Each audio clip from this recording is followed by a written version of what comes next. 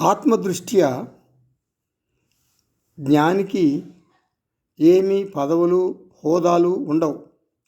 కానీ అనాత్మదృష్ట్యా పతి పత్ని తల్లి తండ్రి తాత బిజినెస్ ఆఫీసు ఇలా ఏదో హోదా ఒక పదవి ఉంటుంది.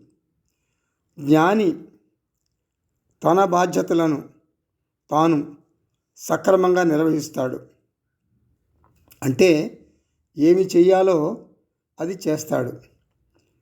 కొడుకు వచ్చి నా వివాహం నా ఇష్ట ప్రకారం చేసుకున్నాను, మీ కోడలు అమెరికన్ అంటాడు. జ్ఞాని ఎదురు చెప్పడు, స్వాగతిస్తాడు. ఇది ఒక ఆశ్చర్యకరమైన అనాత్మ సంఘటన అనుకుంటాడు.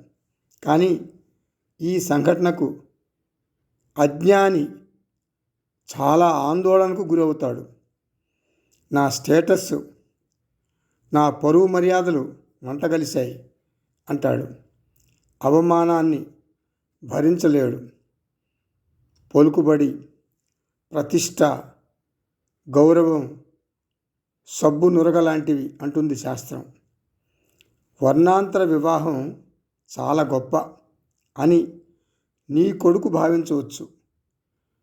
నీ వంశ ప్రతిష్ట పోతుంది అని అది నీకు నచ్చకపోవచ్చు. మంచి చెడ్డలు ఎవరు నిర్ణయిస్తారు?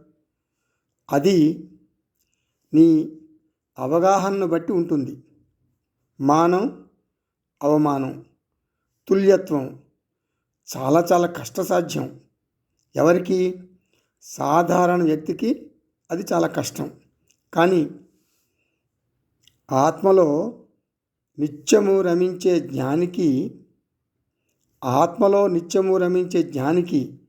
అనాత్మ చర్యలు కష్టం అనిపించవు. అనాత్మ చర్యలు ఒక ఆట అని అనిపిస్తాయి.